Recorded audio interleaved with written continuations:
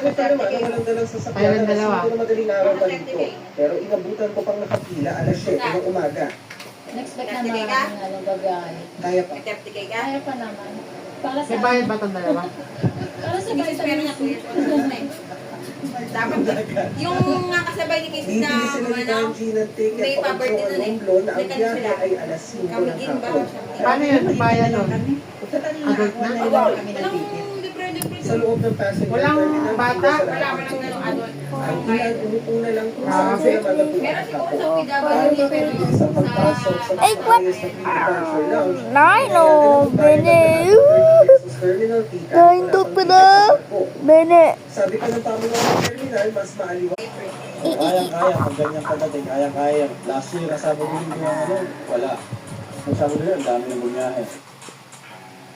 Cut off kanina pang hapon ang biyahe para sa araw na ito. Para na ito sa biyahe, alas 5 ng umaga, bukas. Mata pa sa video yung kuha sa loob Ay, hindi pa. Iba pala yung nabangga. Hindi pala yung... bahay na iwanan ng nakasista Pinapaayos. at mga lugar na maraming dayuhan. Nakatulog si June Federacion. Yeah.